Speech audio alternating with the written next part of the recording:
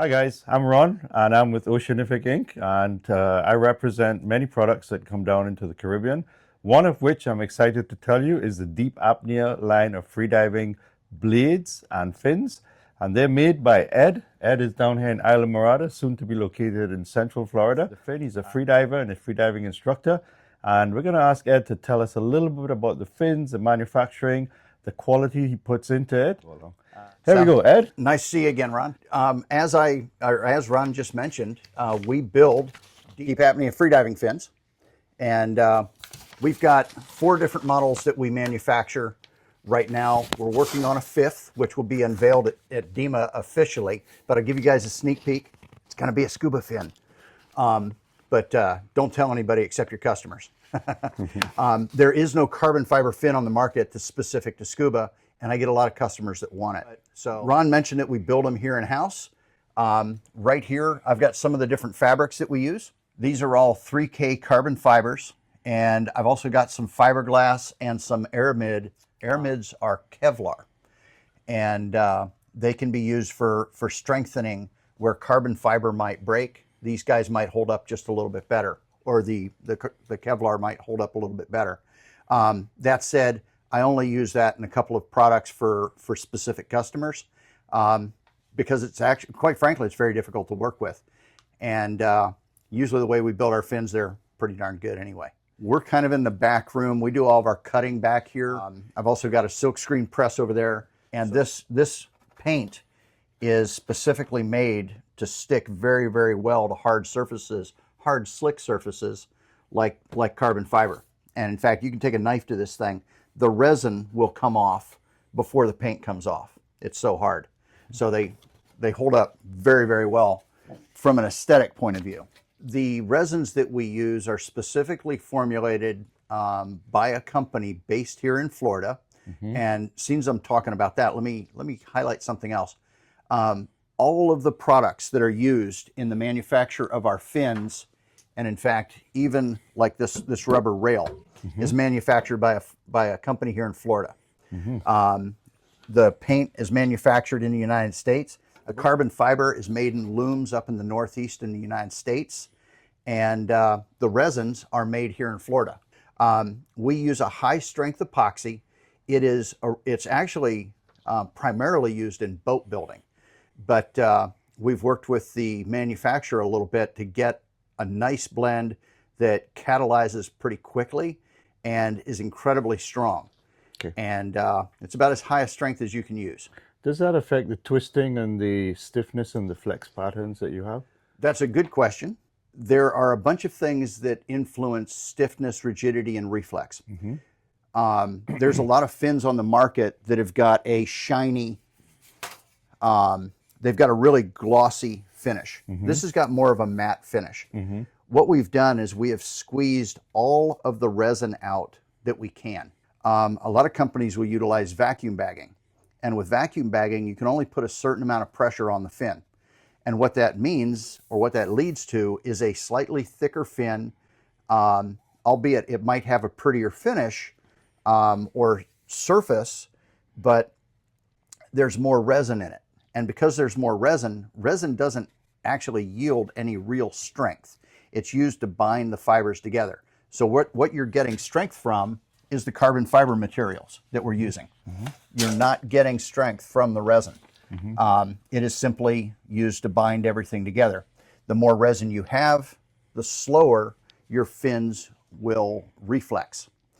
And what you want is for that fin to pop back very, very quickly. Right. So that resin actually retards that action. Got it. So keeping as much resin out as possible is ideal. As far as the manufacturing process, you can see right here, I have a mold, and I actually have a fin inside of it right now. And we've epoxied this. You can kind of see back here, we've got some epoxy bleed over. This fin was in the press overnight, so they're actually ready to be harvested, if you will. The way we do this, we do a hand layup. What that means is that we literally take a sheet of carbon fiber, we lay it on the mold, we wet it with epoxy, and it's old school. There's nothing super high tech about what we do. It's good old-fashioned arm and leg work.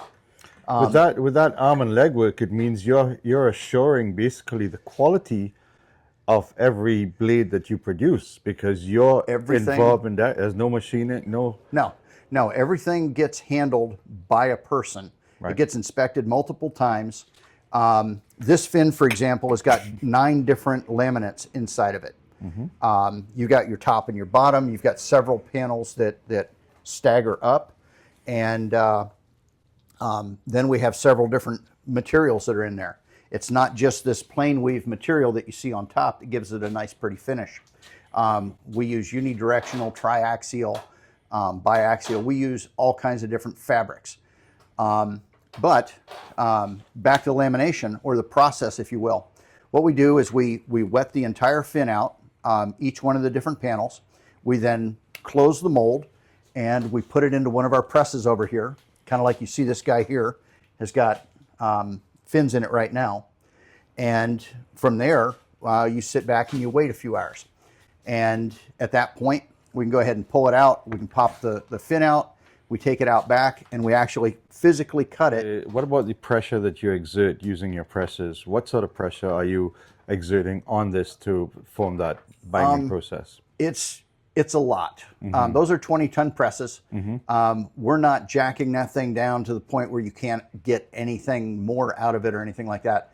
But I do have a gauge that we use to apply a certain amount of pressure to the press. We torque it to a specific foot-pound of pressure, and then we stop. And we've gotten very good results with that. Too little. Got it. It's not quite as, the fin isn't quite as light. It actually winds up weighing a little bit more, which means there's more resin in the fin. You torque it too much, you can actually damage it, and you just don't get a good product. Right. During your manufacturing process, how are you using your materials and the amount of layers maybe to gain soft, medium, hard? Let me grab this guy right here. I'm just going to draw on my mold. So you can see we've got our top panels going all the way to the end. I see. All right. You can see we've got another panel that goes past the end of the fin. Okay, so this area right here is actually cut off the fin. Okay. So it's waste. Costs us a little bit more, but it's worth it. Then what we do is we have different panels that are inside that might come up, and I'm just making a guess. So if you want a medium fin, we might include this panel. If we want a soft fin, we're going to include these fins, or all of these laminates rather. Right. Now, we add this one to make it a medium. Yes. We might add another one down here to make it a hard. Right, got it. So, and if somebody wants it extra stiff, maybe what we'll do is we'll do a custom and we'll shrink this a little bit so that we can add additional layers. I see. And then we can give them exactly what they want. I don't do that kind of work for very many people because, quite honestly, if there's a fin on the market today, it's had lots of people testing it, proving it out, making sure everything works right. You make these things too hard and you don't get the reflex that you want. And I'm glad you mentioned the testing, because with your fins, you're based here at the moment in Islamorada, and you've got a lot of commercial diving taking place outside here. Yeah. So you've got the ultimate in testers. Yeah, I'm very fortunate. We've got a large spearfishing community here. This company was built around spearfishing, to be quite honest, freedive spearfishing. And we do have some competitive freedivers in the world that are using our fins, and they're using them in competitions.